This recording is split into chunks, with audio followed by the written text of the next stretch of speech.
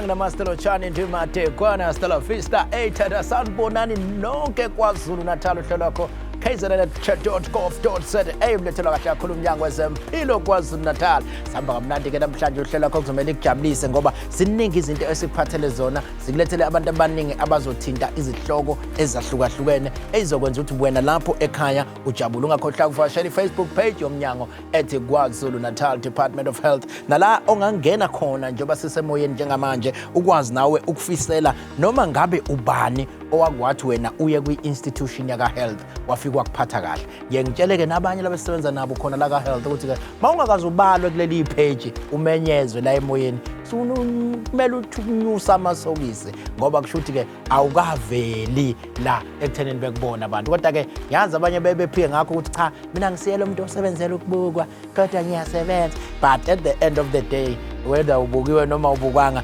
kubalekile ukulwela ukuthi uvele kuleli page le department bekuncoma abantu usaphila. Sithi ke abangena abantu njalo makulwesihlanu sibhale kuseni sithi abantu abangene bencome noma bebonge loyo wakwamphatha kahle noma omphathe kahle esikhungweni sethu soMnyango wezeMpilo. Nakho ke lokho kubuye kusigqugquzele nje sabasebenzi abasiyazi ukuthi isikhathi esiningi sisebenza kuwo uMnyango wezeMpilo. Ziningi izinto nezikhathi la utholti khona siyaxekwa kakhulu bese kuba yikona okugcina kuduma kakhulu. Kanti baningi abenza okuhle lingatholakali kodwa ithuba ukuthi kubhalwe ngabo ku Facebook, kubhalwe ngabo bemenyezwe nabo emsakazweni. Yingakho ke sibamemeza kulolu hlelo olisikhondla oluthola kuyo yonke imisakazo emkhulu yala KwaZulu-Natal. Mawukuthi awulizwa kulolo msakazo okwathi umsakazo ongekho ke loyo ngoba uhlelo olukhulu loMnyango wezeMpilo esikulethela lona njalo nje ngeviki kanye evikini sikulethela uMnyango nama specialist ahlukahlukene ongaba odokotela kuba amanesi ethu na bonke nje abanye esisebenzisana nabo eMnyangweni. Ake ngiphuthume ngejubane ku Facebook page ngiqale ngalensizwa le ethi umxolisi enquthu. Uthi umxolisi enquthu. Uthi ke ufuna ukuthi bamaphisa ngifuna ukuthi enkosi ngithi danko kumanesi ase CJM Hospital enquthu asebenza ngokukhulu kuzikhandla ukwelekelela iziguli. Ngithi nje abaqhubeke njalo, ngeke ngikwazi ukubabala ngamagama ngamunye ngisenquthu kwavula amehlo emagundwaneni. Ngithi danko siyabonga. Ayithi yabona konquthu khona indawo ekuthiwa isemagundwaneni. Yabona ushaya igundwana. Ngiyacabanga ukuthi umuntu wakhona uyibika kuyena usukaphi emagundwaneni. Wena kube mnandi nje izinto ke zenza sijabule le endaweni esisuka kuzo. uPhumzile Mayeza, ngiyalithanda udaba lukaPhumzile Mayeza lujanyana kodwa ngizolufunda. Uthi uPhumzile, ngo-1994 I was a teenager and pregnant at school. Ngangihamba iclinic ezingolweni in South Coast. Kwakufanele ngiphule isikole ngosuku lweclinic ngoba ngangifunda kude ngigibele ibhasi. Usister owayexukuza wayehlala ngaphakathi eclinic wathi ngingabe ngisasiphula isikole kodwa ngibofika early kakhulu ngimvuse endlini yakhe azongixukuza before ngiye esikoleni. Angisoze ngamkhohlwa leya mama umusa angenzela wona. Ngathola umntwana ophilile. She is 29 years this December. Nami ngaphasa kahle esikoleni and proceeded to tertiary. I am working today. Unfortunately, sengasikhohlwa isibongo sakhe and she's probably retired now. Uyayibona ke ukhuluma umuntu uncoma umuntu owenze umsebenzi wakhe over and above what is expected kuyena. Uthi wofuka ungivuse ngo4 ekseni ukuze ngixukuze ebese ke uhwazi ukuthi uye esikoleni namhlanje. Okuyiyona ke into esasiyazi ke thina sikhula ukuthi inesi lalibanjalo laliza okungaphezulu kwalokho okubhekelele kulona. Yingakho ke sibuya sihlale sithi njalo masithola ithuba asibancome sibakhumbule abenza kahle emnyangweni. Ngale kokuchitha isikhathi ngizothatha leli thuba ngibingelele kudokotela wethu osivakashele namhlanje. Unesibongo engisijwayele lo dokotela uWakantsele uMammello bathi ke uyi-dermatologist. Sizothola ukuthi yini dermatologist kwamanje ake sikubingelele sinje sawubona. Ngiyabonga baba Maphisa, ngikubingelele nabalaleli ekhaya. I-dermatologist, udokotela wesikhumba, weyinwele nenzipho. So mina ngudokotela based King Edward Hospital la Thekwini. Absolutely. Dokotela nezwa ke udokotela omkhulu uhamba nje esikoleni ufunda 15 years ufundela inwele bese ufundela inzipho bese ufundela nesikhumba. Manje ke ngaphambi ngiye kulombuzo bangizowubuza wona. Ake ngiqale nalapha kuNono Lugongolo. Ngiyathemba ngisho kahle kodwa ke uyongicorrect mangashonga kahle. Usibingelele nje. Niyabingelela bakumaphisa, niyabingelela emakhaya. No, sizobuyela ke kusisi Nono ngoba kwamanje sisazoxoxa nodokotela. Dokotela, I'm very much interested kuleyo ukuthi ke kanti nalabo abasenza inwele lapha emasaluni nenzipho dokotela ama dermatologist bengayazi le ndaba le. Ithini lento yalama dermatologist asenza inzipho nenwele nabo bayibona odokotela na? No, odokotela is basically ukuthi thina sifocus kwizifo. Izifo zesikhumba, izifo zeinwele nezifo zenzipho. So laba abanye ba focus ukuthula umuntu abemuhle. Abemuhle. Nina nithola isinwele zinesifo bese nilungisa kuleso sifo. Mhlambe ziyaqothuka kanje bese nivusa. Impandla nje niyakwazi ukuyivuselela. Siyayivusa. Absolutely nizwileke lapho ecishe ngamsho ngegama omnye sisebenza naye kodwa ke ngoba uzongisiwa ukuthi ngamemeze emsakazweni. Bazwileke kodwa ke bonke ngisebenza nabo abanezimpahla. Okay, mhlambe ke i-dermatologist ke mawungathi usibiyela nje further, mhlawumbe uzosithatha ukuthi into efundelwa kanjani kuphuphuba. Sifuna nosekhaya onentshisekelo, ofisayo ukuba i-dermatologist. Ukuthi naye alithole leli thuba. Awusathe nje usibeke ukuthi into ekusukwapi nayo kwenziwani ukuze ugcine uyi-dermatologist. Okay, kumele uqale wenze i-junior degree, i-MBCHB, ekuyiyona 6 years. Lokho kufundelwa nje bonke uba u-general doctor. Dokotela. Awukanti uqala lapho futhi? Lapho. Once you are done with that, uzokwenza i-internship 2 years, wenze ne-ComServe yanyaka owodwa. Then you qualify ukuyo specialize. That's another 4 years. Sure. Ukuthi ube yi-dermatologist. Hayi mina bengithi lento phela ngoba usuke nawe wabala inwele lento sesibone nje kucwala inwele bese sithi into ewubala manje mawusuyisho kahle sengiyabona ukuthi iminyaka icishe ibe u15 njengoba ngisho phela mawusuzophinda ubuyifeyileleke kusho 20-30 years la. Yes. Kunjalo. Mhlambe umuntu angayibuza ukuthi na ama dermatologist yini eniyenzayo usuku nosuku makusuke nje esibhedlela mangifika yini niyenzayo? So esibhedlela most of the time sine clinic sibona bonke abantu abane nama conditions or izifo zesikhumba inwele nenzipho abangaphakathi eclinic nabangaphakathi abalele. Kwesinye isikhathi kusinama patients asuke elalisiwe usuke kunesimo esibucayi uthola ukuthi udla amaphilisi mhlambe we-TB bese eba ne-allergic reaction. Leyo allergic reaction idinga ukuthi simlalise umuntu. So sinama patients inside the hospital, siphinde sibe nama patients ase clinic. Sidila even nemidlavuza yesikhumba, sidile namagcikwane asesikhumbeni, nabantu abashile mhlambe sithi umuntu ushile ilanga or ushile ngenxa yamaphilisi awadlayo or unama allergic. So kuningi nje and siyahlinza nokuhlinza as much as kuba khona ama surgeons kukhona ukuthi sihlinze nathi lokho okuncanyana okungakukhulu kakhulu.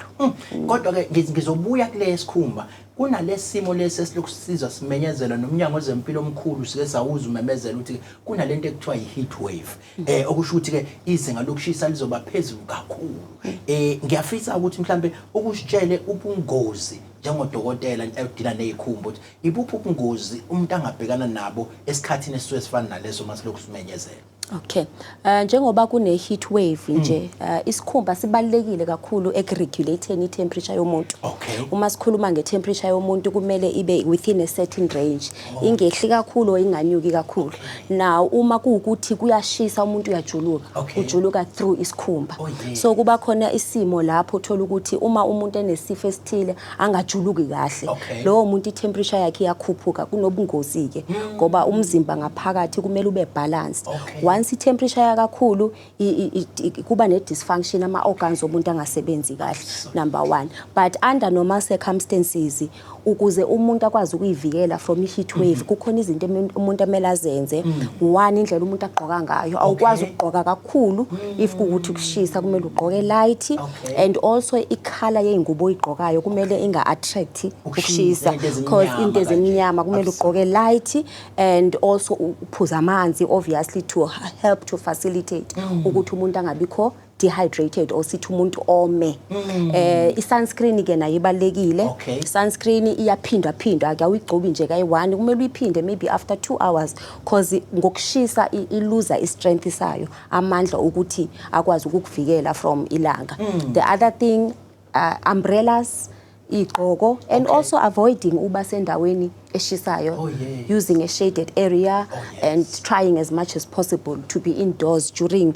baye bathi ilanga lishisa kakhulu midday so those are some of the things that one can do. Absolutely niyayizona ke ukuthi emakhaya igama lohlelo KZNHealthDotGov hey silishap khoma namhlanje sisedurban kwi Truro House okuyibhilidi ke eliphethe ama exam la KwaZulu-Natali yabona amakhunyana ngento ka exam iphethwe la kwi Truro House so ofuna ngiyombhekela nje ama results ikhamba kanjani ngengehlela la ngezansi ngembhekele khona manje kodwa ke asikho lapho mhlambe ke omnye uzoyibuza ukuthi ke enye inkinga esesiyibona kakhulukazi mina ngisuwale emakhaya sikhule kunomama bebegcoba kuhlanganiswa iqofu eziningi kukhona ngiyakhumbula kunye kwakuze kufake nalento ubenzini okunye kufake ini bese begcoba la bethi bayakhilima beqove kube kuningi nezipiriti phakathi begcobeke la emzimbeni uthola umuntu usempofu izandla mhlamba ayisihambisani nobuso kuningi ke abantu abakwenzayo kuwokhilimu abagcina begcoba nenthini ke manixoxa nabantu kulezo zimo enjalo baningi abantu abane pressure ukuthi abanye kuze khunye ngo yellow bone ufike endaweni ekuthiwa kuno yellow bone naye ufuna ukuba yi yellow bone manje kodwa kusethatha labo cream yabaxova akusiyona into eniphasisile mhlawumbe nina njengama dermatologist ikuphi neni kusho kulawo bantu abasebenzisa lezi inhlobo zo cream ukuthi beshintshe imbala le into ebalekile ukuthi abantu bazamukele ngendlela abayiyona abadalwe iyona I think kumele si dispel le myth yokuthi umuntu muhle ngoba enebala elilight umuntu muhle ngoba emuhle hayi ngoba kumele ushintshe indlela oyiyona two lama cream asetshenziswayo asiwa support one because kukhona ama products abawa-edayo lapho esithi abanned as in awavumelekile ukuthi bawasebenzise awakalwa awadeclarewa and therefore asikwazi ngisho ukukutshela uma usufika kuthini ukuthi umonakalo udalwe yini ngoba kusuke kuxutshwe izinto eziningi ezinobungozi and isikhathi esiningi umonakalo obakhona asikwazi ukubuyisela emuva so bayafika abantu lapha yana sekubheda ngalendlela ukuthi siyabatshela ukuthi ayikho into esingayenza so if ukhona umuntu osebenzisa into enjalo akayiyeke for starters and amkele isikhumba sakhe ngendlela esiyona nalama drip asetshenziswayo ukuthi abantu bathi bafuna ukushintsha ikhala asisupport thina leyo into njengoMnyango akaDermatology wakwa Department of Health ngoba lezo zinto azivumelekile even from u Department of Health in fact kumele ngabe siyawavala as a result sidayiswa kwindawo ezi-illegal ezingaregistiwe most of the time uyayizona ke mlalelo sekhaya ukuthi ke mawufuna ukuba mpofu zama ukuthi akukona ukuhlehla phela ukuthi uzalwa kabusha kodwa ngikusho ukuthi ukuzamukela ukwamukela bese ke usiyoncike ekuthena nosiyothola izingane ezimpofu ngokuthi uzama ukuhlangana nabampofu absolutely ayike ngizwa kahle mina kuthiwa ke la kunesifo ngiyazi ukuthi baningi abaye bengithinte futhi ngaso lesifo lesi ngizocela sikhulume ngaso bazosixolela ngoba kwesinye isikhathi masikhuluma ngezifo ezihlukahlukene kuba khona okungazi ukuthi kwesinye isikhathi kukhuluma kabi ngoba phela isifo nathi sathi khona sibaphathayo bese kuba ngathi awayesekhuluma kabi kanje ngizocela ukuthi basamukele ukuthi sikwazi ukukhuluma ngaso isifo lesekuthiwa ivitiligo noma ivitiligo uzongisholo kahle wena njengomnikazi waso bese ke sesibona abanye uthola usukelwa isikhumba bese gcina kusale isikhumba singathi mhlophe into kanjalo siyesifise ukwazi leyo nto leyo iyini ngabe ibangwa yini le vitiligo leyo. Okay, so i-vitiligo is khumba. Oh, ligo. Vitiligo. Absolutely. So kuyi-condition or isifo sesikhumba where umbala uyahamba. Okay, so umuntu uzalwa enombala wakhe but uthola ukuthi sekuba nezikhala where umbala usukuhambile. It's actually autoimmune disease. Anginalo ke igama lesizulu sayo but uma ngiyichaza u-autoimmune it means umzimba wakho amasoja akho a-attacka alwa nebala lakho asuke edidekile bese edla ibala and kwesinye isikhathi adla ibala ngisho naseyinweleni nasemlonyeni nasezandleni. Mana singakahambi kakhulu laba nje njengami wezoqala inwele ezimhlophe ngabe sekuyaliwa nakimi. No, lapho usuke sekuhambisana Goga. Absolutely. Hayi ufuzo. Bakwethu ngicela siyicacise. Ufuzo noma ugoga. Yeah. Sithi ugoga. Okay, absolutely. Hayi kumele umuntu amukele sekufikile. Right, ubusenza kahle uthi kwesinye isikhathi kuze kufike nakhona lapha enweleni. Yes, sesuke sekukhona lokho kudideka ngoba umbala uba seyinweleni, uba sesikhumbeni nangaphakathi ama lips lawo. So uma lo umbala uhamba siyibiza ngevitiligo. So kuyana ukuthi umuntu ufika nini kuthina. Umuntu oshesha afike siyakwazi ukuyibamba ngamaphilisi nento zokugcoba ukuthi ingasabalali. But abanye abantu unfortunately bafika sekulate. Once ibala lahamba kugcwala umzimba wonke kusale ibala elincane lakho suke kungekho okuningi singakwenza. But umuntu uma eshesha afike kuthina usaqala siyakwazi ukumtshela ukuthi hayi lokhu singakunika lokhu nalokhu sikubambe. Mhlambe omunye uzoyibuza ukuthi nje usushilwa ukuthi kusuke kudideka lapha mhlambe emasosheni nani but into ebangwa yini mhlambe khona into engisuke ngidlile noma ufuzo ekhaya into imbangela yayo singathi isuka kuphi ngokwazi kwenu.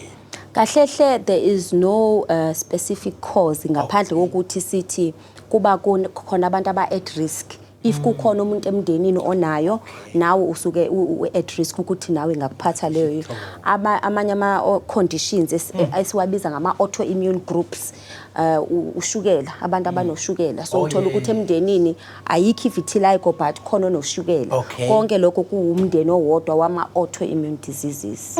Ngiyakubona ukuthi uthe besenzwa kulombuzo ukuthi na ke iyelapheka yini but usushila ukuthi mawusheshe wafika iba khona indlela okuyibamba uthi ingasabalali kodwa ngiyafisa ukuthi uphendule nje lo ngokugcwele umbuzo into elaphekayo noma isifo nje singalapheki. So again kuyana ukuthi umuntu ufike nini nanokuthi i-vitiligo leyo imphethe kuziphi indawo.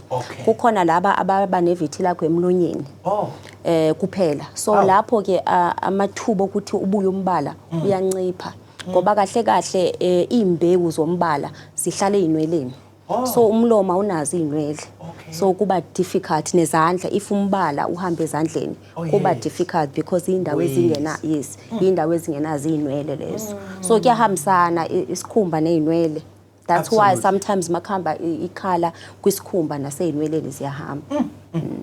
Right, nango ke lo njengamanje esimphethe nithi akenze njani usuka bhekephi uqala eclinic usuka bhekephi noma usuka seza kunina nje ama specialist. So kahle kumele ezekuthina but ngendlela uMnyango wethu osebenza ngakhona siyasebenzisana nama clinic. If engenayo iappointment kumele eclinic yakhe seduze depending ukuthi uhlala kephi. Sine dermatology eNgwelezane, sine dermatology eStenga, King Edward we've got King Denizulu not Pixley Kaseme I mean Arkekani na Iyeza and Grace Hospital and Albert. So kuyana ukuthi umuntu kephi kodwa kuba ngcono ukuthi aqale eclinic bazomtshela ukuthi isiphi i-unit. Yes, nangu ukungena lapha na ku TikTok ngoba sinawo TikTok la kwi department at KZN Health uthi ke amabala adalwa izinduna ayasuseka yini amabala adalwa yinduna ayasuseka yini ayilokho nami ngakuphendulela Okay. hayi ngayiphatha nami induna hayi kodwa sine kudokotela Okay, amabala adalwa yinduna ezisikhathi sihamba ayancipha. Okay. So it's not ukuthi a permanent. The only problem is if umuntu epitchiza kakhulu. So uyenza ama-scars. Okay. So kugcine kuba difficult, but umuntu ophethwe yinduna amabala ayasuka and zikhona izinto esiba ordela zona ukuthi kusheshe kudlule. Oh yes. So zikhona indlela. Thina nje sikhule angise boarding school kwakunezinto ezayithenga lapho okuthiwa izona efuna sigeze ngazo ubuso siyogeza ke siphuthuzeke nje ukusho nje ubhatsha bese sigeza ke sigeza shuthi kumuntu nje osuke kuleso simo yini eneni igqugquzele kakhulu ukuthi asebenzise wona ama face washer proper right ukuthi kungabikho amafutha kakhulu esikhumbeni and usually sithi akayi clinic nakhona because zikhona izinto ezise-clinic esibanikeza zona zokucontrola induna namaphilisi abawatholayo. Then if kuukuthi akabi ngcono lo muntu uye a refer to i-dermatology. Ila ke sine higher grade or better level treatment esingabanikeza yona. Siyazi ukuthi abanye abantu othothi banenkinga enkulu yesikhumba abafowethu labaphila nesifo sebala albinism mhlawumbe yini ke nibagqugquzela beyenze kakhulukazi nje basinale heat wave esikhuluma ngayo kuyashisa bengayivikela kanjani ekushiseni nanokubona ke isikhumba sabo ukuze sihlale si right futhi yiphi indlela enenigqugquzela ukuthi basiphathe ngayo isikhumba. Okay, masiqala ngento zokugqoka kumele bagqoke ingubo ezifala as much of isikhumba as possible. Yes. Meaning as much as sikhulume ukuthi kungabikho dark but bona kumele kube long. Yeah, ukuze bazame ukuvikela umbrella hat sunscreen yaphinda kukhona into esibiza ngo-SPF sun protection factor. I-SPF yabo kumele kube u50 kuya phezulu. So ngoba bona badinga sunscreen strong and bayayiphinda nakhona. So sibe nama awareness campaigns as well for bona sinama support group. So if umuntu akekho kwi support group it's important ukuthi axhumane nathi especially King Edward angafona khona sikwazi ukumxhuma ne support group eseduze naye. Absolutely. Yes. No, kuhlala kuyintokozo ngempela ukuthi sixoxe nezingcwepheshi. Angithi yabona namhlanje sinilandela udokotela owuchwepheshe wesikhumba impela udokotela Ntsele. Ikhona nje insizwa kaNtsele engiyaziyo esisebenza nawo la eMnyango nayo futhi udokotela. Kodwa ngiyazi ukuthi mhlawumbe nisizi ihlobo nayo. Kodwa kusiyongichaza lama kuphila le show. Ngiyayazi lensizwa kaNtsele akusenani kodwa absolutely. Igama lohlelo KZNHealthDotGov silishaka mnandi njengoba sengishilo ila eDurban eThekwini sishilo ukuthi solandela umuntu owuchwepheshe wezesikhumba okwazi ukuthi akulekelele ekuthenini mawukuthi unenkinga noma iyani yesikhumba. Ngiyazi ukuthi nje usho ukuthi niba nawo ama campaigns enwenzayo but njengamanje ikhona ni message eniphethe okuyiyona obufisa ukuthi uyitshela abantu base South Africa ukuthi cha njengabantu abadila nezikhumba nakho esikubona kufufusa abantu abakade uyi message ofila ukuthi ibalekile ukuthi uyidlulise ekubantu base South Africa. Ukuthi ngiphinde ngiemphasize indaba ukuthi i-sunscreen into ya everyday. I know isikhathi esiningi bathi abantu bayisebenzisa only makushisa but kahle kumele kube into umuntu ayijwayeza ukuyisebenzisa even if akushisi ukuze uthi the day kushisa kube kuukuthi into avela asejwayele ukuyenza. And also uku-emphasize ukuthi akusinto ekumele isetshenziswe abelungu noma abantu abanebala elimhlophe kuphela. It's for everyone. I-sunscreen is for everyone from as early as 6 months. 6 months.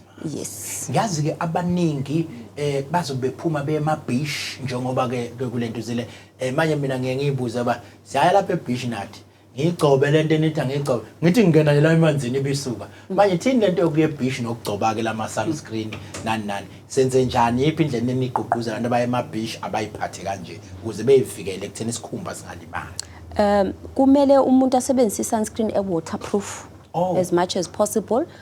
To ayiphinde after esephuma emanzini. Okay. So ayigcobe before angena emanzini and after esephumile aphinda ayigcobe futhi.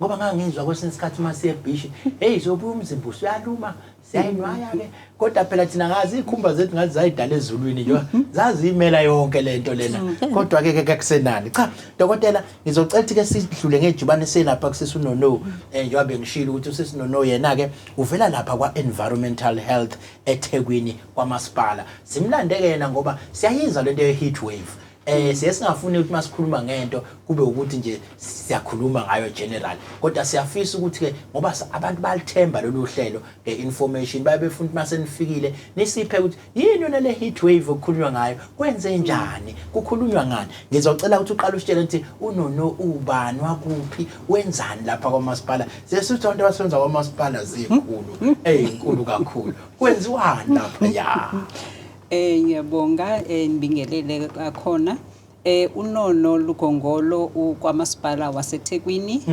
ndikwa environmental health ndi manager khona yes ngalesikhathi ke sonyaka kuba nokushisa okukhulu mhlambe ungakusichazela ukuthi sibangelwa yini lesisivuvu lokushisa into ebangelwa yini umhle umbuzo wakho ngoba asiwubuzi sifike sitsho nje umuntu ozongena lapho uzofika asho ukuthi hey kwaze kwashisa nomunye afika asho kwaze kwashisa kodwa akekho achaza uba kuthini kodwa futhi omunye athi yazi kushisa kunjalo ngoba la kunomoya nobandayo ungcono absolutely njengoba sisazi ukuthi sinama season awu4 sikwisama ehlobo but if singaqaphela ihlobo lethu ngokuse ushisa wakhona sekukhulu if siqhathanisa no 2015 even lapha eThekwini i-degree yethu ikhuphuke ngo-1.6 and siqaphele ukuthi even around the CBDs i-urban areas eyakhona ingu-3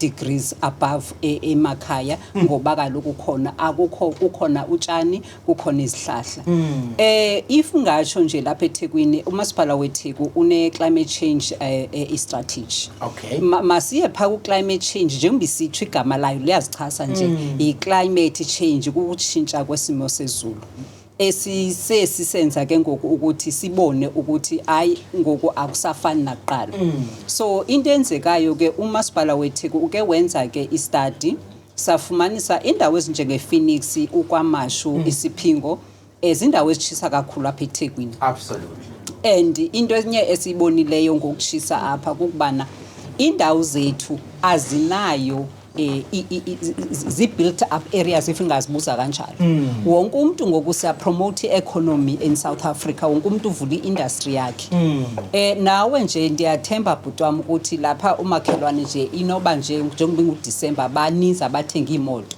so wonke umuntu unemoto ekuseni dududu wonke umuntu so konke lokushisa ke kuyahlangana kodwa ke sikhona ke i-scientist atmospheric scientist yase UKZN uProfessor Lisa oke washare ukuthi kukhona i-urban bust ebikhona uba singakhumbula ngo-October November ngangendlela ebekushisa ngayo kuduma ekseni ngabo 3 am 2 am bekuhlala nje kuduma so zezo zimo ke ezikhona ezivesayo kodwa ke ngokuba phinde batsho bono atmospheric scientists ukuthi part of lokhu kwenzekayo zi-effect ze-El Nino njengoba besike sachazelwa kukhona El Nina ngoku El Nino zi-effects zakhona so bubo bonke ke ngoku okushisa bukhona okushuthi lento ye-climate change sifikile futhi sekufuna siqala ukuthi siyithathe serious ifuna sikwathina siplanele iminyaka ezayo kuba sesikuyo thina kungaba nabuphi ubungozi lokushisa lokho esizwayo ngiyazi ube health na ube health lapha ya kwamasipala ubungozi balokushisa ikuphi ukushisa obuvunguvungu obukhulu ukushisa kwakhona ibungozi bakho yini kakhulu mandiqale pha emnyangweni wami kwezeMpilo uba siyaqaphela ukushisa ku1 ngokwe-economy kuyabiza ngoku absolutely ubukade ukwazi uba uthenge ichicken yakho ubuhlala wedwa endlini yakho encane ungena fridge uyipheke uvuke ufudumeze uyithathe emsebenzini ngoku awusakwazi ngenxa yokushisa kuba lokuba namagciwane ifune ngokube ne-fridge lapha ube ne-fridge ekhaya ube ne-fridge emsebenzini so ngoku iyasikhosta kakhulu and asikwazi ukuthenga yonke imihla asikwazi ukupheka imihla because of i-energy kodwa ke ngoku nasezikolweni uba ungabona ayikho i-concentration ezinganeni Absolutely. And ubuyabona ngokusi kuDecember uJanuary uFebruary ngona uchisa kakhulu. Izikolo zethu azinabo o-air conditioner. So i-concentration esikolweni iyaphazamiseka. Njengabasebenzi ke kwamasipala thina ke siyapromote ke ngoku njengobuvile umeya wethu ethi abantu mabaze eThekwini ebumlandini. Absolutely. Siyazama ukwenza imigaqo yethu, siyaklina emigaqweni senza amapaki. Labo ke ngabasebenzi bethu abaphandle. Kumele ke ngokubona iya affecteka because uyashisa ngesikhathi sabo 12. So i-productivity yethu iyasiphazamisa, including i-service delivery to umphakathi. Kuyafana nabantu abasebenza emakhayeni ethu, kuyafana nabantu abanamagadi wabo, kuyafana nabantu abakuma-factory. So nabantu besport ngokuyaphazamisa yes ngoba bazi. Kodwa isikakhulu masiye nasemakhayeni ethu apho khona ogogo bethu khona ingane akulaleki ngesisikhathi, abantu abapregnant, abantu abanezifo ezinzima iyaba affecta because ezechazile udokotela in terms of i-temperature control iya affecta if nje uno BP no HIV kuninze ku affectayo. Yini mhlawumbe engenziwa abantu ukuthi behlale bevikelekile kulesikhathi samanje? Ndithandile udokotela ngendlela ayichaze ngayo. Oqala nje masiqale emanzini ekufuneke sinayo. Absolutely. Andizopromote ke bhuti wami i-company ezithile njengoTupperware. Kodwa kuba kuhle ukuthi abantu bakope. Ubukwabona nje wonke umuntu abantu bebethenga ema-container lawo amanzi. Onepink, omnye uthenge orange, omnye athenge blue. So besiyayipromote lonto abantu ukuthi bahlale bephethe amanzi noba bawaphethe ngawo iphindlela. Kodwa sicela ukuthi if uphethe lo manzi ungawashiye elangeni. Kune containers ukuthi ziyaba nobungozi ubazihlele elangeni. Isigqoko kufanele abantu bazifake bahlale ezindaweni ezipholileyo. Ukudla kwakho including ama caterers wethu siyapromote ukuthi i-food cold chain bayilandele ngoba lokhu kudla kwethu kokuzogulisa abantu. Amanzi emakhaya uba ngaba kubalungu kwinto enzekayo ayoma, abantu amanzi bawakha abe mancane, abe clean amanzi wabo bafaka ojiki ngoba lokhu isimo sibanzima. Absolutely. Silake njengamanje kodwa sigijima nodadewethu Nono Lugongolo osuka lapha kwamasipala. Sizwile kuthiwa kune heat wave bakwethu kunokushisa okukhulu kakhulu okufikele siyacwasa abantu sabaqwashisa ukuthi ke asigadeni bakwethu. Uma khulula nge-food poisoning kusuke khulunywa lapho sikhuluma ngokudla okwamoshakala ngamagciwane athile. Masithathe njengoba kune heat wave ukuthi njengoba kune heat wave ukudla ngokomthetho kufanele kuhlale kuma temperatures athile. Absolutely. So once ke kube temperature engaphezulu njengoba kuchisa ku heat wave kunamagciwane abakhona angafanelanga aya multiplier. Then once uwadle ke ngoku aku affect wena ube uyagula. Ungabe ke ngokusisisu esihambisayo, ingabe zi-cramps, ingabe kukuvomita, kodwa kwenza izinto ezininzi. Hence ke ngokufuneka emtholampilo bazokuchazela kakuhle ukuthi inhloboni leyo. Kungenjalo nokudla lokho kuyatestwa kuzocacisa ukuthi yini kahle kahle elapho kokudla. Mhlambe ukuthi mina ngingagcini sengithola ngiyazi siya Christmas manje. Nobusho nje izobe inyama kuyahlinzwa, gcwele inyama yonke indawo. Ungikhumbuza nje ngale ikhathi khona insizwa ayigangilele emakhaya yayifike isibize lapha ithi nayi inyama angithi uboneke kufike kubeka ugqoko la sebeka usawudi la eceleni bese siyagcobhoza malikhishwe kugqoko sekuthanda ukuba mnyama yayivela ikhiphe ke ifake lensipho lena eyimpushana emhlophe efana nosawudi sesiyongena ke ngenyama lapha sizayizwa nyama yababa kanti isibhizi sicobhoza kuyi-omo lapha sibhizi siyagcobhoza niseyoza wona sebephihliza amagwebu lapha ugcwele amagwebu emlonyeni ikhathi ke la kuyadliwa inyama amaholidi iyiphi ke indlela esingagwema ngayo ukuthi singaze sigcine ukudla lokhu kugcina kuba kuyi-food poisoning lekade usichazela yona. Okay, njengoba sesishilo ukuthi ngenxa yesimo ngokusokushisa i-cold chain iyafuneka. Kufuneka ukudla kwethu sikugcine kuma temperatures afanele. Kukhona ukudla ke like amakani awanankinga. Kukhona ukudla okusokuphekile.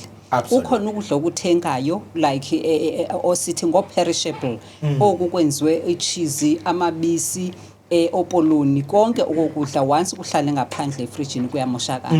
So sicela ke bakuhlale kusefrijini ne temperature yethu siyigcine ilena ifaneleyo.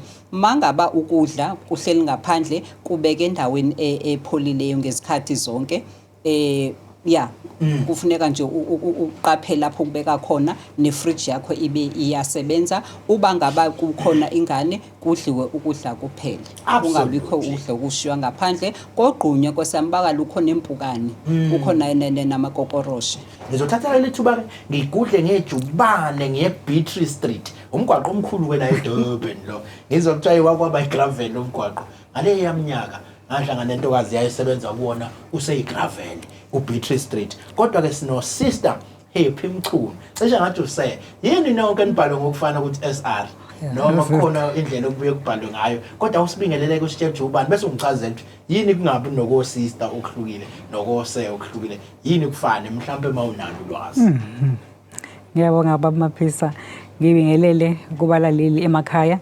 Mina nguSister Happy Mchunu. Ngisuka clinic eBeatrice Street Clinic ngaphansi kweDington Hospital Thekwini district. Umsebenzi wami ke ngisebenzela ngaphandle kwe-community kuyi-ward. It's a ward-based primary health care outreach. Lapho mangikhuluma ngendaba ukuthi it's ward-based, isebenza ngaphansi kwe-ward 28. Ngisebenzisana nama-CHW lapho senza khona into eziningi ezihlukene siphumela kuzona sizenzayo. Senza household, sihamba kubantu, siphumela kubantu abantu laba abadinga usizo bathu ukuthi abakwazi ukufinyelela emaklinikhi ngezathu ezithizeni, sifinyelele thina kubona lapho ngosizo. Sibhekele emakhaya, singene emakhaya ezindlini, siyangena emakhaya siqale ukuhlola nje umuntu kusola phakathi enganeni emncane kuze kufike komdala. Si-check-e nje impilo yakhe umuntu, si-refer makufanele si-refer eclinic la kufanele athole khona usizo. Sibheke umuntu uma ethola i-treatment ukuthi uyithola ngakho, uyidla ngakho yini. Mhlawumbe bakhona abantu abakhona aba-defaultayo, yini imbangela ukuthi a-default umuntu alekelele lapho kufanele abuyele eclinic simu-refer. Sisebenza sihambe senze ama-awareness. Sinento eziningi nje esiyiphethe esihamba nazo. Senze ama-awareness, sisebenzisane mhlawumbe siphume ngaphandle sisebenze no-Kiredi, khona ukuthi uKiredi DGT, DGMT uKiredi. Siphume sisebenzisane nabo ke siphume senze ama-awareness lapho ey'ndaweni. Siphinde sihambe ey'ndaweni futhi lapho simenywa khona abaqashi makufanele screen khona abasebenzi. Sithole ukuthi abasebenzi baney'nkinga ey'khona siba-refer emaklinikhi makufanele khona lapho okufanele besizakale khona. Khumbuzeke mlaleli igama lohlelo KZNHealthDotGov.za. Shalom khoma la eDurban Ntokozo kwaMaphisa. Sihamba kamnandi. Anginikhumbuziseke baleli ukuthi ke ngoLwesibili lona lolesiyakulona ngomhla ka12 kuDisemba 2023 ngo9 ekseni sizobe sikhona lapha endaweni kwi-district yasothukela eMankunjane Primary School.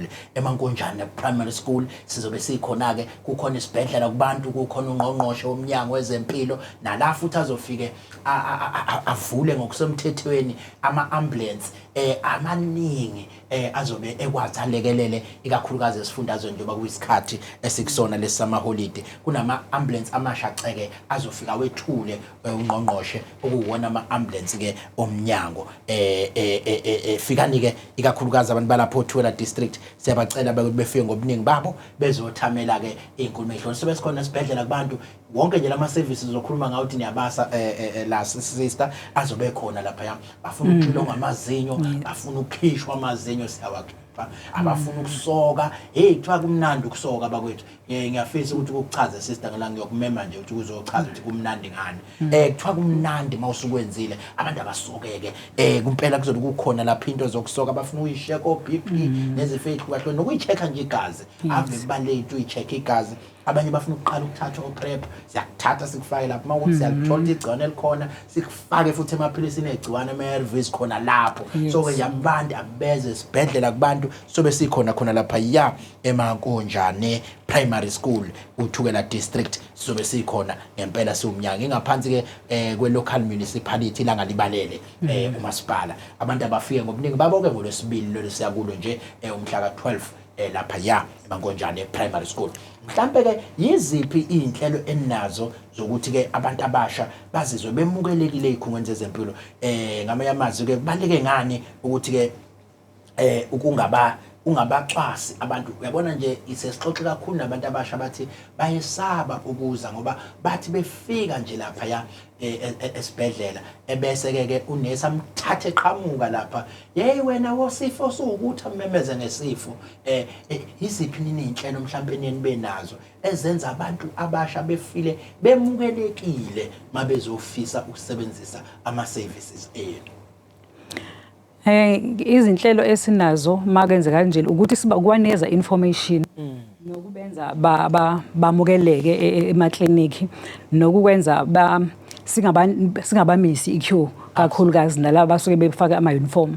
Sikwazi ukuthi bengahlali isikhathi eside, bangacwaseki, kungabi bikho ukuthi athi umuntu ayi mina ngiyasaba unesi, ngoba kunendawo kudume kabi ukuthi ngathi amanesi awamukela abantu njengoba sesibone beveza izinto ukuthi amanesi ayathetha, amanesi awathethi, ukuthi nje abantu basabela kude. Kodwa thina siphumele khona ukuthi abantu sibasondeze emakliniki. Ngakho nje ngize ngavula i-page la TikTok ukuthi abantu bamukelekile ukuthi bafike, siyafinyelela kubona bamukele bafike emakliniki, information nokubaqwashisa ukuthi ikuphi okulindelekile kubona okufanele bakwenze. Bayafika emakliniki, baya-attendwa ngendlela ukuthi nje basabela kude, kodwa nje sivumele simukelekile, sibalindele abantu babukelekile ngayo yonke indlela, bayasizwa ngayikhathi zonke. Akuhlale emakliniki njengoba ikasho lomlaleli ukuthi amakliniki akusahlala emakliniki ngoba kuhlukene ama-department ukuthi uyakuphi i-department, awulindi isikhathi eside. Kufuneka uma kule department ngaleso sikhathi ufika uyakulapha oyakhona ukuze kusheshe iy'thu zakho zisolveke ngesikhathi. Ke ngiye lapha ngejubane kwi-Facebook page yoMnyango, kuno Wiseman Thula Majola uthi ke not day hospital staff ngithi nje danko ave benobuntu a-North Dale Hospital. Ngiyathemba ukuthi lapha ePietermaritzburg. Funa ukwazi mbuyazi, ngifisa ukubonga amanesi asemakhosini clinic asebenze ngaphumuli ngenxa yobuningi babantu abasuke bezocela usizo kuleya clinic. Empeleni ngibonga nje kakhulu kumanesi alapha ya emakhosini clinic. Kusho ufuna ukwazi Mbuyi Nase umbuyisa, ngiyaxolisa, umbuyisa umbhekiseni Dindi kuvele kuyanqamuka ke lokho kuyabaleka. Uphilile Maphili uthi ke ucela uyiphakamisa yena nje Nkosi yami, uyakhuleka la kungqongqoshe, uyacela ukuthi ayiphakamise yena. Futhi umsebenzi naye mangibukula inesi uyafuna ukuvela, akekho umvezayo. Ingozi ke lento yokufuna ukuyiveza ngoba sase thina kube abantu kuba sizile abakuphakamisayo, kodwa cha ngicela ukuyiphakamisa ngoba engathi ngiyabenza okuhle kodwa abafuni ukuzophakamisa ngapha. Uswelihle Lithulu uyacela ukuthi makukhona ngelilanga sivule nethuba lokuthi ke complainwe, ibe khona indlela nje ke befake laba abafuna ukubashaya nje babanenebule kahle. Kumfowethu kusolihle Lithuli ngizosho ukuthi ke cha sesafaka inombolo lapha konke amakliniki ethu ukuthi naye inombolo yomphathi sibedlela, naye inombolo kaPRO, naye inombolo kaDistrict Director, ukuze mawunokukhala unganelisekile ukwazi ukuthi ke ubathinte labantu ngokweinhlaka lezi eseyibaliwe. Okukhala ke kokcomplain cha sikuvule daily lokho. Ilokhu nje sikwenza kanye ngoLwesihlanu bakuthi unconywe. Manje yini sesifuna ukuthi kuphazanyiswe daily 24 hours nazi inombolo kulesikhungo yakuso isuke zikhona. Kodwa uyakwazi ke nathi nokusi inboxa kwi Facebook yoMnyango ukwazi ukudlulisa ukukhala kwakho. Siyakusukumela kakhulu. Bayazi nje abanye bayangena nakweyami uqobo ethi Ntokozo Maphisa SA. Mabengene lapho nami ngisukuma ngigijima ngize ngibe mfishane ngiye sakuhlina sengiya kuleyo clinic. Awubezami Nkosi yami bagugumbe balungise lokho kusuke kukhalwa ngakho. Ngizothatha leli thuba ke ngithi ke ngiyazi ukuthi ke lapha ya emaclinic amanye amaclinic ethu asezebe nezindawo ekuthiwa zi-youth friendly ekuyizona ezibhekelela abantu abasebasha.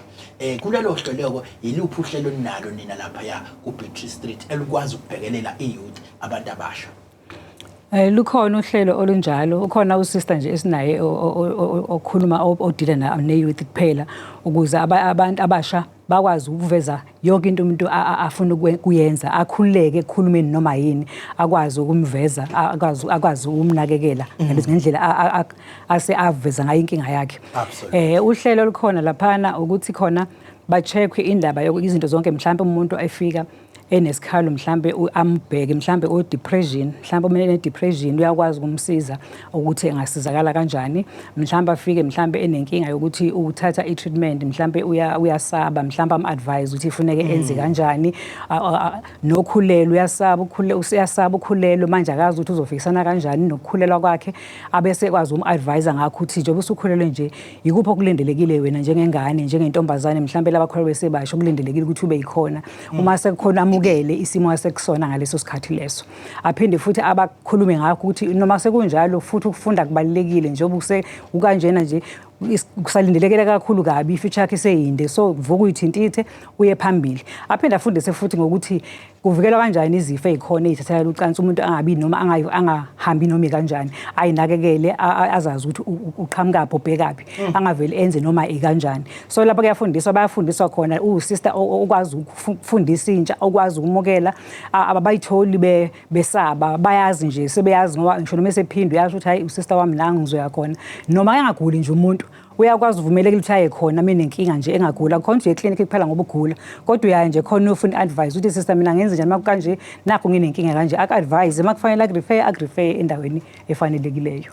Absolutely. Cha ngizophinda futhi ngibuyele ngejubane lapha ku Facebook page yethu ngoba ngiyababona abantu bayangena banothando oluningi kunomkhunjini lapha ake ngiphakamise umeyiwa clinic kwayiwe Mlazi osebenza ekucheckeni amagazi hey unenhliziyo enhle kuphinde kuzoba usister Cele osebenzela kwa TB naye udila namagazi ibona nje abangazona impisi kule clinic uthi bona abangasiza impisi angazi ke impisi kwakuyisilwane lesesiyingozi kakhulu kodwa kuthi cha laba bebaphakamisa umkhunjini lapha ya eMlazi usiyabonga siya uthi ngicela ukufisela impilo enhle nende ko sister abasehlenge isizwe clinic Hammersdale Mpumalanga Township unit 6 abaku ma container abatesta iBP nabathatha igazi ngiyaxolisa ibongo zabo angisazazi kahle kodwa nje hayi uNkulunkulu ababusise indlela abasiphatha ngayo kahle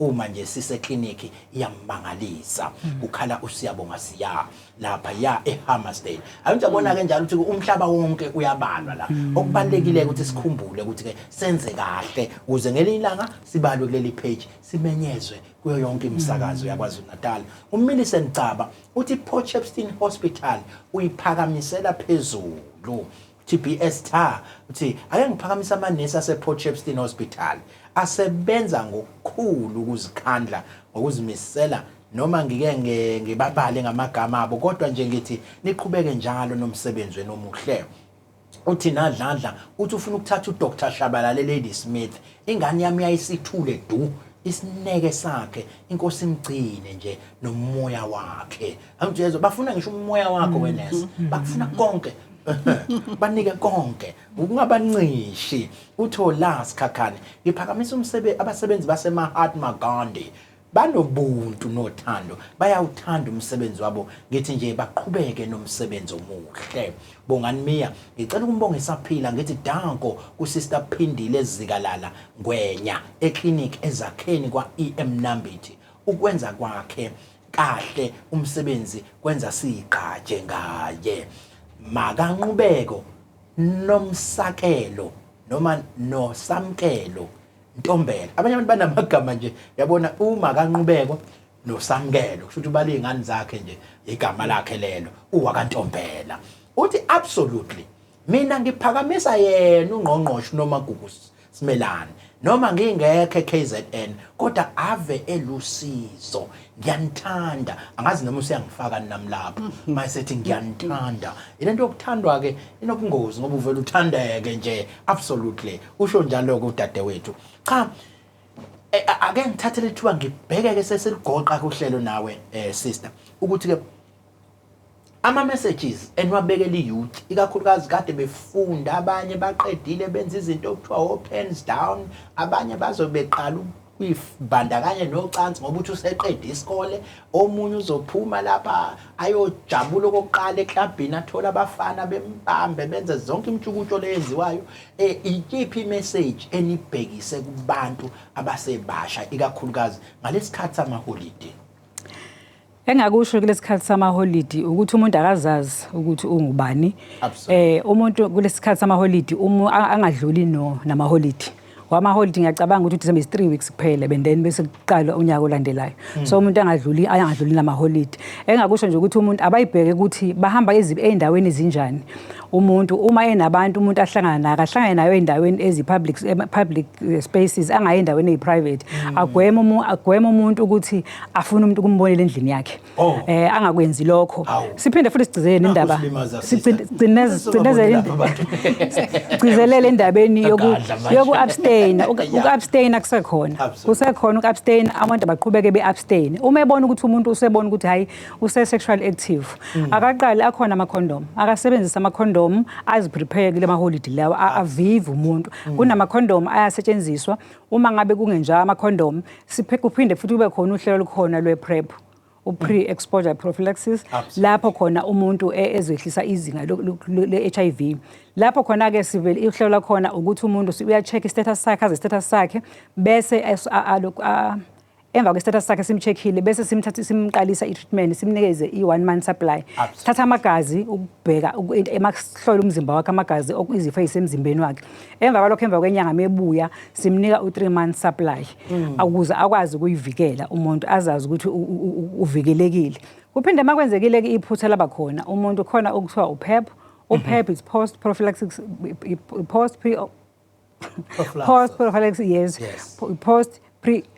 prophylaxis, yes. Exposure prophylaxis, I'm sorry.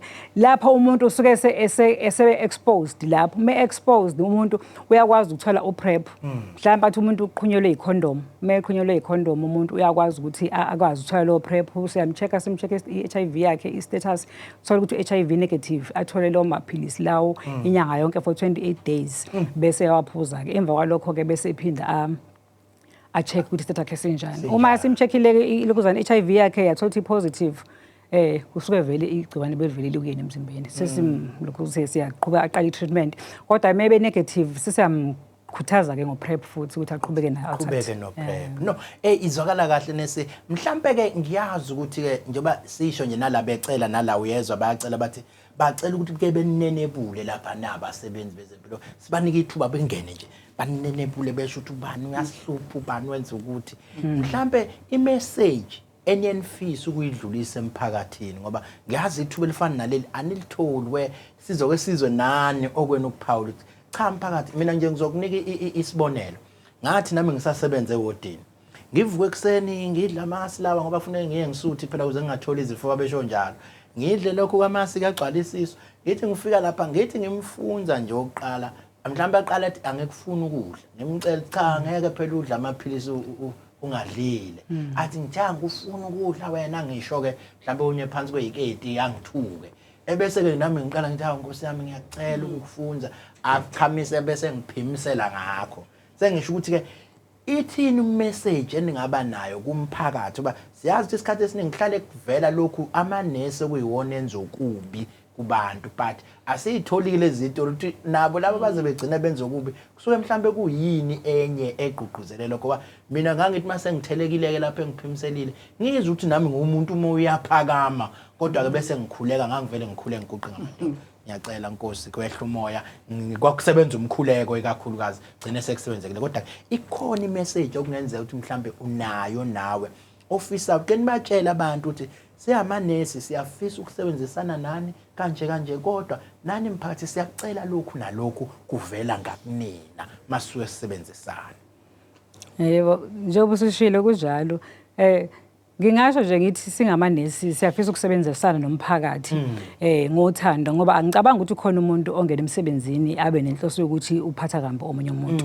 Futhi ngakuveza futhi ngithi uma abantu bedumisa ukuthi onesi abaphathi kahle ayiguli noma abaphathi kahle angibe ngiphike nalokho ngoba ngeke ngithi mina umuntu owenza lokho ngoba kuya ngokuthi umuntu uqhamuka ngoba phela ngathi uqashwa usuku uqhamuka ekhaya kini ngendlela yakho oqhamuka ngayo attitude yakho indlela yakho behave ngayo ekhaya kini nangendlela ubuphatha ngayo emphakathini nasekhaya ukhula indlela obehave ngayo ekhaya ubusuba nenhlanhla uqashwa ube unesi uma uqashwa ube unesi noma iprofession ifundisa ukuthi umuntu ufuna ayiphathe kanjani emsebenzini kodwa lokhu kwakho kuzovuka bese ufika uzokusebenza emsebenzini lokho akusho ukuthi ke amanesi onke ayafana awafana amanesi yesisho ukuthi izamba nelota libolisa amanye amazambane kodwa awafani amanesi ngalokho ngeke ngisho abafani khona abantu abasebenza kahle kodwa kunye kubonga ipressure abantu abafika sebephethe ukuthi unesi uyadelela ungakenzi lutho ungakasho lutho umuntu aqhamene nalo attitude ukuthi hayi unesi uyadelela injani awusakwazi lakalindi awusakwazi ukuthi uthini emva kwalokho awusazwenza njani avela aqhamuke ngaphezulu bese bayipressure mhlawumbe balapho ke ngoba phela umuntu kodwa khona ke abantu siyaba encourage ukuthi ukusebenzisana ikhona okubalekile egcineni uma ngabe ukuhlonipha nami ngiyakuhlonipha noma ngazi ukuthi abantu banama rights kodwa ke ukusebenzisana okubalekile siyabathanda abantu siyabathanda ngeke sisuke emakhaya sizosebenza sizodlala ngabantu yilokho njengakusho absolutely cha nami ngiyakufakazela impela ngoba ngangivuka nginothando njengoba ngisho ngangize ngidla amase ekuseni ngwashaqwa lesiso kodwa ngithi mangifika nje ukuqala vele eyangithatha ngibeke lapha kodwa ngidla ngedolo ngoba wayesitshele kanjalo wayesifundise ethi uboguqa ngamadolo ukhuleke ngithi ngisathi ngiyakhuleka kwesinye isikhathi omunye babuke nje bazokuguqa angithi nami ngisazama ukubuyisa umoya njalo kodwa ke ngibona ukuthi hey kusinda kuyehlela kunzima kulomkhakha umuntu ayekhethile nangu Queen T Gaba uthi ngicela ukuphakamisa use Ace Mfeka wakabhada ePietermaritzburg unesineke somuntu uma emsiza ngithi angashintshi ubone Mathula eMseleni Hospital nombali nyawo eMseleni PRO ayibandla sisi ngengabela ave bephathana kahle labo bantu ebese kuzoba uphakamani Mthethwa uthi best orthopedic team Dr Pixley orthopedics and then KZN Department of Health uthi bane best team lapha ya ePixley siyazi ke phela isibhedlela esisha akwazi ngabi no best bakwethu ngebe sengamele siyobaxosha kube ngathi befika nje sebegadla eceleni